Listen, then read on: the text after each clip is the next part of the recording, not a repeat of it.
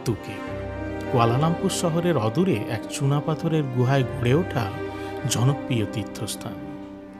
সারা বছর ধরে বহু পর্যটক সমবেত হয়। আমরাও তার ব্যতিক্রম হইনি। ঘুরে এলাম বাতু কেভ। সেখানে গিয়ে কি কি দেখলাম তা নিয়েই শুরু হোক আজকের গল্প।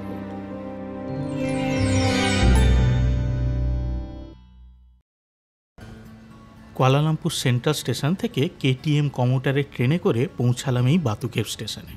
এখন বেরিয়ে যাচ্ছি স্টেশন থেকে। সাধারণত বেশিরভাগ পর্যটকই যেটা করে ক্যাব বুক করে বা ট্যুর অপারেটরদের বাসে করে পৌঁছায় এই বাতু কেভে। ট্রেনে করে খুব কম লোকই আসে। আমি জাস্ট একটা এক্সপিরিয়েন্স করার জন্যই ট্রেনে করে এলাম। এখানে ট্রেনগুলো কেমন হয়, রেল লাইন, স্টেশন, রাস্তাঘাট, সাধারণ মানুষজনের সঙ্গে যাতায়াত করলে কি হয়, অনেক নতুন অভিজ্ঞতা সঞ্চয় হয় এই আর কি। আমার ট্রেনে চড়ে পৌঁছানোর অভিজ্ঞতা আমি আগের ভিডিওতেই শেয়ার করেছি। যারা মিস করেছেন তারা এই ভিডিও শেষে দেখে নিতে পারেন। ডেসক্রিপশান বক্সে লিঙ্ক দেওয়া রইল। তো এইবার ঢুকে পড়লাম বাতু কেভ চত্বরে। চত্বরটা কিন্তু বেশ বড়, আর এটা একটা মন্দির কমপ্লেক্সই বলা যেতে পারে। পরপর অনেকগুলো মন্দির আছে, সবই আমি এক এক করে দেখাতে থাকব। এই মন্দির চত্বরের গায়ের পাহাড়টাই হচ্ছে লাইমস্টোন রক বা চুনাপাথরের পাহাড়। আর এই চুনাপাথরের ক্ষয়ের ফলে এই পাহাড়ের ভেতর অনেকগুলো প্রাকৃতিক গুহা তৈরি হয়েছে, যেটা হচ্ছে এই জায়গার মেন সেন্টার অফ অ্যাট্রাকশন। আর আমি এখন দাঁড়িয়ে আছি এই পাহাড়ের শেষ প্রান্তে। এই যে বড় হনুমানজির মন্দির, এর গায়ে এই গেটটা হলো স্টেশনে যাওয়ার এন্ট্রান্স। সবাই সাধারণত করে কি, এই চত্বরের মেন গেট দিয়ে ঢুকে সিঁড়ি ভেঙে পাহাড়ের উপরের যে গুহাটা আছে ওটা দেখেই চলে যান, যেটা হয়তো আপনারা অন্য অন্য ভিডিওতেও দেখে থাকবেন। কিন্তু এখানে যে আরও অনেক গুহা আছে সেটা কিন্তু অনেকেই মিস করে যান। তো চলুন আজকের ভিডিওতে শেষ থেকে শুরু করা যাক। অর্থাৎ বেশিরভাগ মানুষ যেগুলো মিস করে যান সেখান থেকেই শুরু করি। দেখা যাক আপনাদের কেমন লাগে। পাহাড়ের একবারে শেষ প্রান্তে এই বড় হনুমানজির মূর্তির পেছনেই আছে একটা গুহা, যেটা নামকরণ করা হয়েছে রামায়ণা কেভ। জায়গাটা স্টেশন চত্বরের আড়ালের একদম পেছন দিকে বলে অনেকেই কি হয় যে ধৈর্য নিয়ে আর আসতে পারে না বা দেখার সময় পায় না। তো চলুন আপনাদের দেখাই এখানে কি কি রয়েছে। লেখা রয়েছে Shri Ramayana cave ticket counter. সকাল 8টা থেকে রাত 9টা পর্যন্ত খোলা থাকে। বাবা, অনেকক্ষণই। 1% 10 রিঙ্গিট। টিকিটের মূল্য পড়ল 10 রিঙ্গিট। 10 রিঙ্গিট মানে যদি ভারতীয় মুদ্রায় দেখি তাহলে ওই 175 টাকার কাছাকাছি।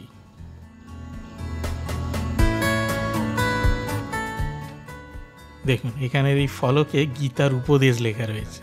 তার মানে ভাবুন বিদেশেও গীতা নিয়ে কত চর্চা হয়।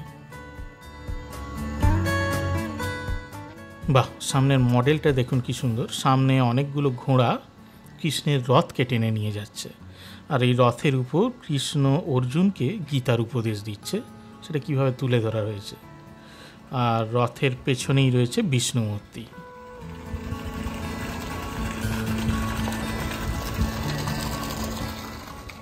তো এই হচ্ছে গুহায় ঢোকার এন্ট্রান্স।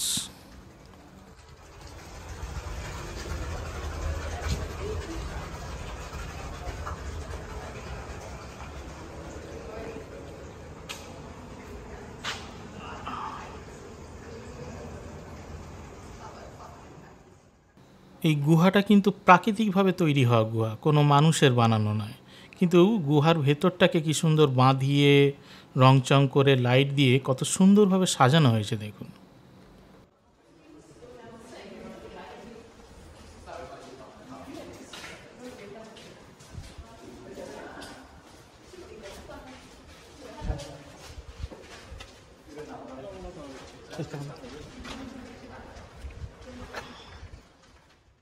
গুহার ভেতরে রামায়ণের বিভিন্ন কাহিনীকে এরকম মডেল করে বর্ণনা করা হয়েছে। গুহার গা বরাবর দেখুন এরকম পুতুলের মডেল করে গুহার গাগুলোকে পেন্টিং করে লাইট দিয়ে বেশ একটা দারুণ অ্যাম্বিয়েন্স তৈরি হয়েছে, তাই না বলুন? আর রেলিংয়ের গায়ে ছোট ছোট বোর্ডগুলোতে লেখা আছে কোনটা কি ঘটনা তুলে ধরা হয়েছে এখানে।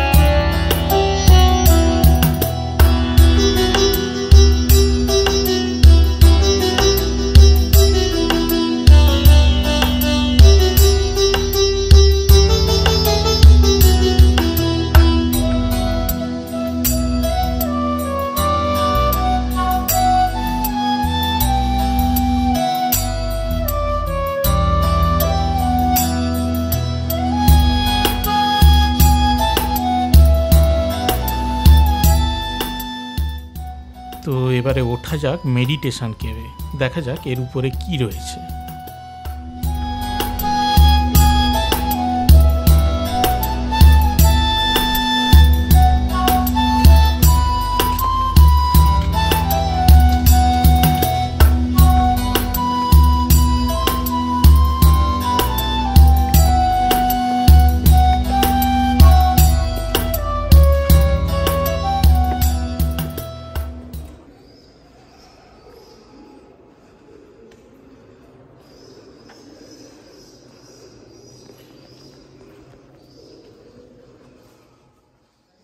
বাইরের একটা বোর্ডে লেখা দেখেছিলাম এখানে রয়েছে স্বয়ম্ভূলিঙ্গম।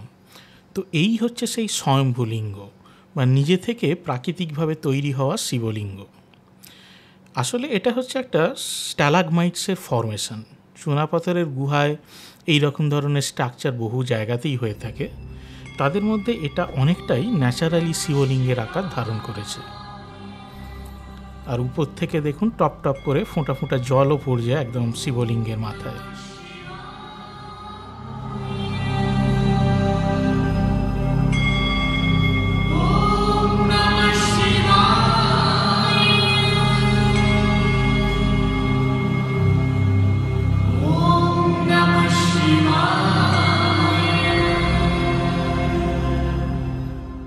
এই গুহার ভেতরে তৈরি করা হয়েছে একটা মেডিটেশন সেন্টার।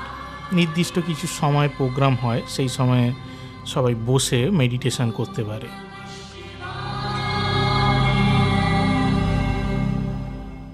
কত সুন্দরভাবে গুহাটাকে এলইডি লাইট ফাইট দিয়ে সাজানো হয়েছে, আর লাইটগুলো পড়ে বেশ গুহাটাকে বেশ সুন্দর লাগছে। আর এই সামনেই রয়েছে একটা শিবের মূর্তি।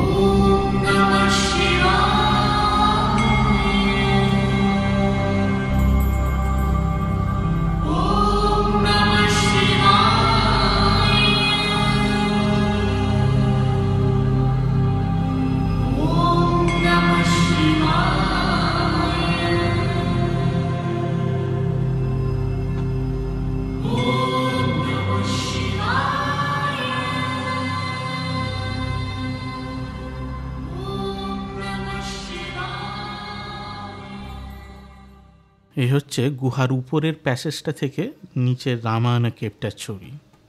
এই সিঁড়ি দিয়ে আমরা উঠে এসেছিলাম, আর নিচে ওই যে সাজানো রামায়ণ কেভ। এখানে রাবণ যে সীতাকে হরণ করে লঙ্কায় এনেছিল আর হনুমান সীতাকে বাঁচাতে এসেছে, সেই ঘটনাটা এখানে তুলে ধরা হয়েছে।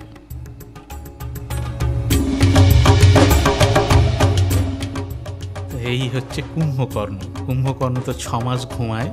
সেই যুদ্ধে যাওয়ার জন্য কুম্ভকর্ণের ঘুম ভাঙাতে যে সমস্ত কর্মকাণ্ড করা হয়েছিল আমরা সব গল্পে পড়েছি, সেটাকেই এখানে মডেল করে তুলে ধরা হয়েছে।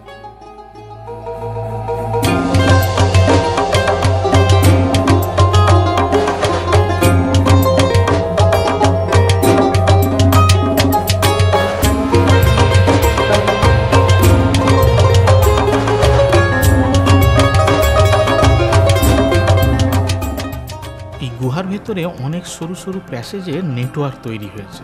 মাঝে মাঝে বেশ কিছু জায়গায় প্যাসেজ সরু হয়ে একদম গর্তে পরিণত হয়েছে।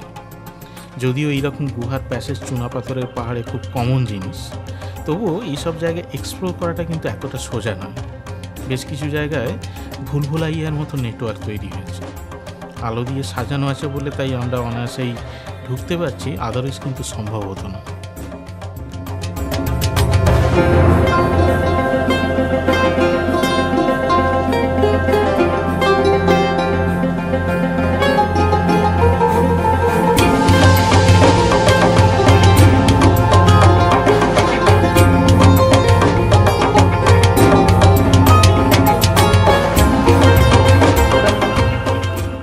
তো এইবার শেষ করলাম রামায়ণ কেভ ভ্রমণ। এবার চলে যাব নেক্সট গন্তব্যে।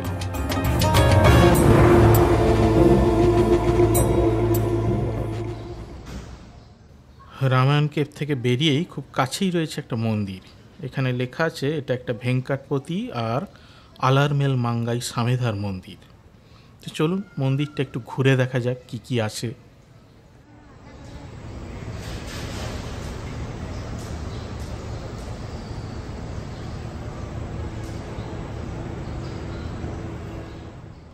প্রচুর হনুমান ঘুরে বেড়াচ্ছে এখানে দেখছি, যদিও সেরকম ছিনিয়ে টিনিয়ে নেওয়া এরকম কিছু দেখছি না, কিন্তু তবুও ব্যাগপত্র বা খাবার দাবার থাকলে সাবধানে থাকতে হবে এখানে।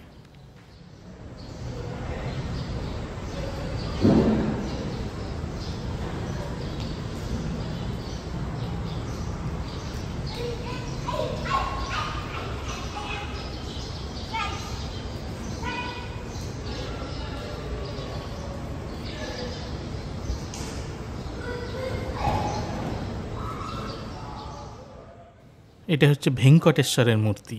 এই মূর্তি আমরা কিন্তু তিরুপতিতেও দেখতে পাই।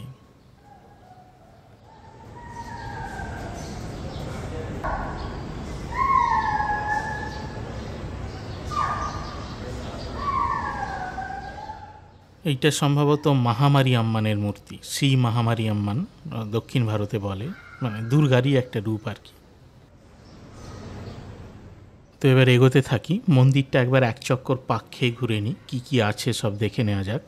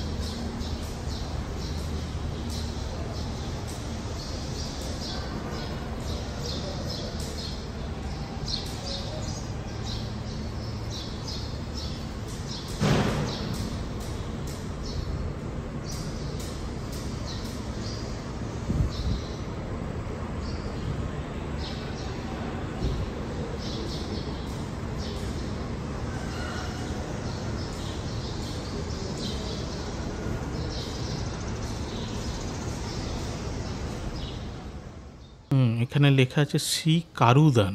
কারুদানটা কি ঠাকুর আমি ঠিক জানি না।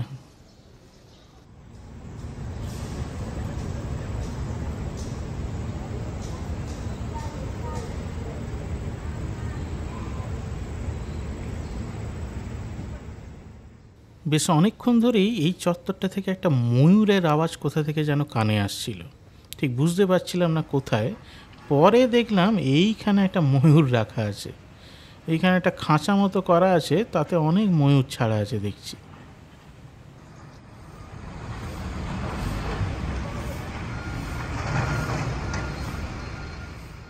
দেখুন ময়ূরটা কেমন ভেতরে পাখা মেলেছে, খুব সুন্দর লাগছে।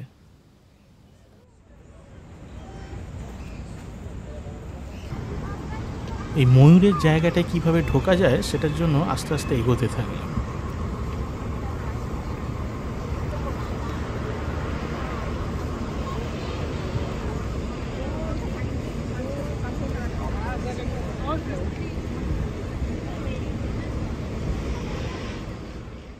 এই জায়গাটা হচ্ছে পুরোটাই কার পার্কিং এরিয়া। যারা গাড়ি বুক করে সাধারণত আসে বা ট্যুর অপারেটরদের বাসগুলো এইখানে এসে দাঁড়ায়, এইখান থেকে ছেড়ে সব ট্যুরিস্টরা বেরিয়ে গিয়ে সব ঘুরতে শুরু করে।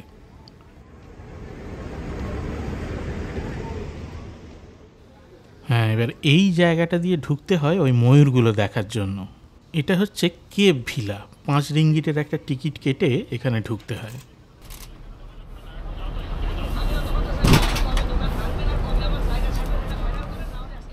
তো এই হচ্ছে কেভ ভিলায় ঢোকার এন্ট্রান্স। তো চলুন কেভ ভিলাটা এবার এক্সপ্লোর করি।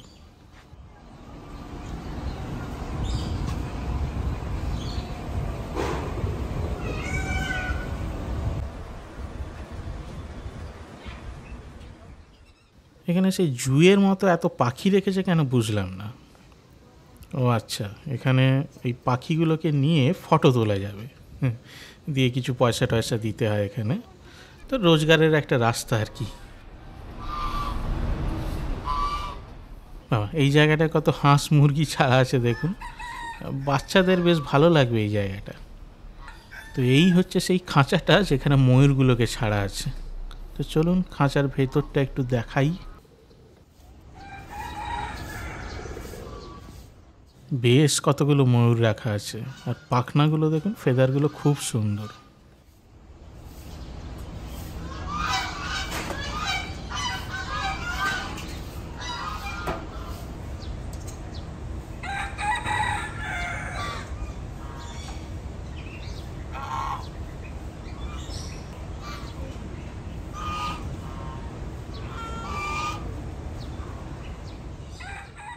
একটা জায়গার মধ্যেই কত ময়ূর, মুরগি, খরগোশ, রাজহাঁস, কত কিছু ছেড়ে রেখেছে এখানে। বাচ্চাদের আনন্দদানের একটা খুব সুন্দর জায়গা এটা। হাতে করে কিছু খাবার দেখালেই ছুটে এরা চলে আসবে আপনার সামনে। কত হাঁস চলে আসছে দেখুন। শুধু যে হাঁস মুরগি তা নয়, বিভিন্ন জায়গায় এরকম আবার সরীসৃপও ছাড়া রয়েছে, বড় বড় গিরগিটি।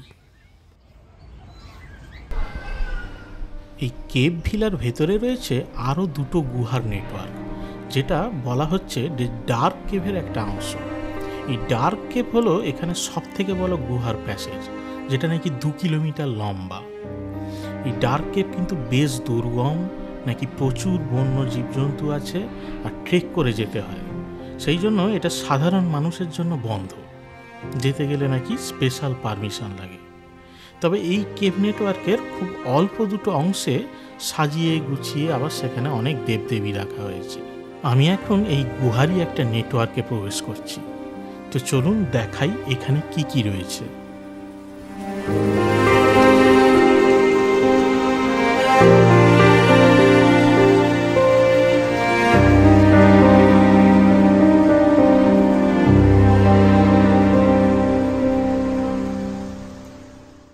এই গুহায় শ্রীকৃষ্ণের লীলা, বেশ কিছু রামায়ণ মহাভারতের কাহিনী, আবার বেশ কিছু পুরাণে বর্ণিত বিভিন্ন দেবদেবীর বহু ঘটনাবলী নিয়ে এখানে মডেল করে সেই বর্ণনা করা হয়েছে।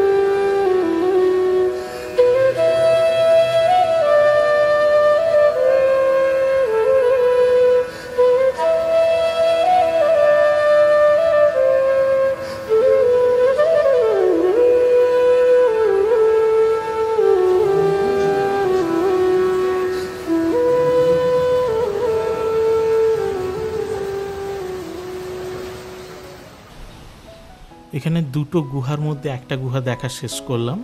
এবার সামনে আর একটা গুহা আছে, সেটাতে গিয়ে এবার ঢুকবো। দেখুন কীরকম ওপেনলি ময়ূর চড়ে বেড়াচ্ছে এখানে সামনে, কি সুন্দর লাগছে। এই বাতুকের চত্বর কিন্তু অনেক বড় এবং অনেক কিছু দেখার আছে, কিন্তু এই ভিডিওটা যেহেতু অনেকটা বড় হয়ে যাচ্ছে, তাই বাতুকের ভ্রমণের প্রথম পর্বের গল্প এখানেই সমাপ্ত করলাম। পরবর্তী পর্বটা হতে চলেছে আরও অনেক এক্সাইটিং আর আরও অনেক দেখার মতো সব গুহা। তাই চ্যানেলটিকে সাবস্ক্রাইব করে সঙ্গে থাকবেন। প্রথম পর্বের ভিডিওটা কেমন লাগলো তা কমেন্ট বক্সে অবশ্যই জানাবেন, আর ভালো লাগলে একটা লাইক করবেন। ধন্যবাদ।